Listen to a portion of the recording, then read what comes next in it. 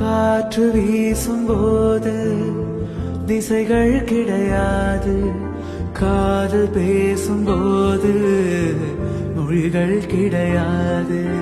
பேசும் வார்த்தை போல மௌனம் புரியாது, கண்கள் பேசும் வார்த்தை கடவுள் அறியாது.